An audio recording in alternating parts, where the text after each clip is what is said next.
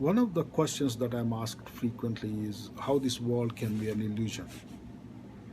People read about the Advaita Vedanta and they come to know that according to this philosophy, the world is an illusion. No, they have a doubt how this world can be an illusion because you can touch it, you can feel it, you can experience it, and it is always there. From the time you are born until you die, you live in this world. How can you say that this is illusion? It's a very interesting question. And it is really amazing that even somebody had come to that conclusion in the past, some thousands of years ago. I believe that the question is genuine, the doubt is genuine, because ordinary mind cannot comprehend the complexity of this philosophy. However, let me explain it in a very brief and simple manner. If you analyze carefully, you will realize that the world exists because your mind perceives it. Suppose you don't perceive the world, it doesn't exist for you. Let's go a little deep into this concept. So in the daytime, the world is there for you. You are dealing with it, you are talking to people, you are experiencing number of objects, you are eating your food, going around. The world is always there for you. You become so involved with it. You want to be a part of it. You want to be involved with it. What happens when you go to bed? You sleep. You go into a dream state. So this world disappears there. This world doesn't exist in your dream world. In your dream world, you have dream world, your dream world experience. Now, from the dream state, you go still deeper into your deep sleep state. What happens to the dream world there? It disappears further. And what remains is a different world, an invisible, mysterious, silent world, which you cannot even explain what it is. So every day, you are experiencing three different worlds in three different states of consciousness. You have a day, in the day you have the world, and then you have the dream world, and then you have the mysterious world. So that is one important finding which you can yourself verify. The world exists because your mind exists.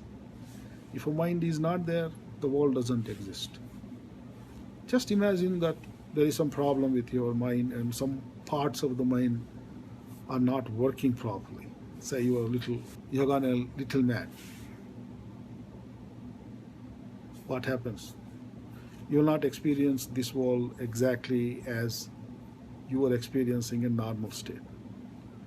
You may see things which are not there, which we call hallucinations, or you may not see some things, or you may see some things differently or incorrectly.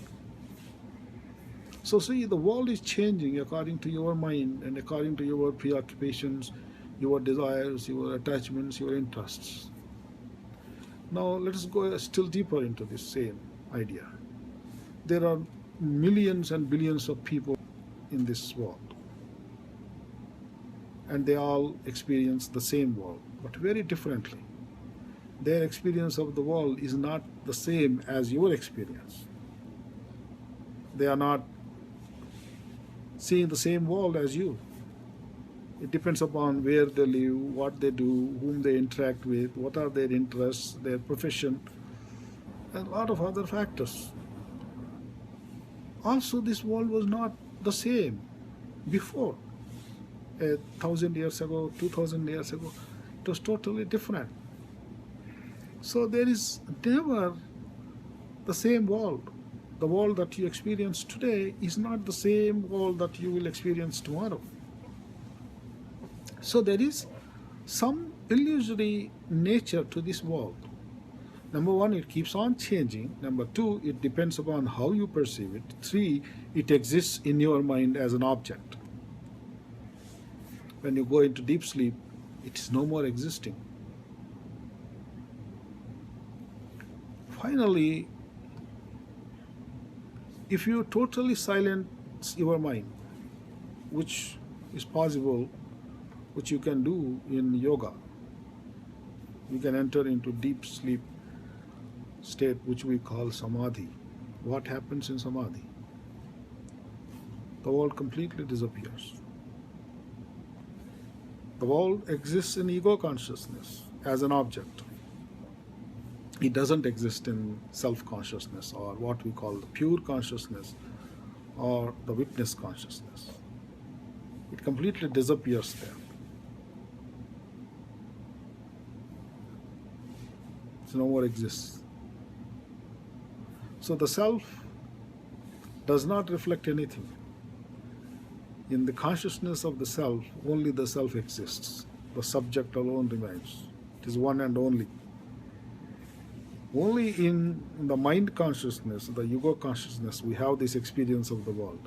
But the experience of the world completely disappears in the self-consciousness when you alone remain and nothing else remains. So when you withdraw your mind and senses and you silence them through the practice of meditation, concentration, the world completely disappears and you alone remain.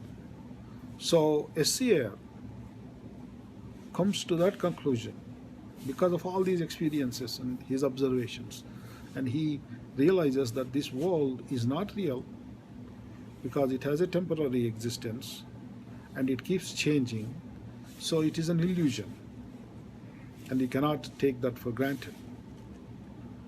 Let us return to the original analogy which we used, like the snake and the rope. The idea is that the rope suddenly looks like a snake for a brief moment, and we call that a delusion or illusion. This world also appears like the snake on the rope of God, the Sutradhar. It's also one world. It's like in a bead in a necklace. But this world exists for a long time, not like the snake, it disappears in a brief moment. This world exists for a long time, until the duration of this creation. Since it outlasts you, you will never be able to know that it is unreal or illusory. That's the only problem. Otherwise, it is perfectly similar to what you experience in the snake and the rope analogy. So I hope you understand now why this world is an illusion. It's an illusion because it exists only in your mind. And without your mind, it doesn't exist.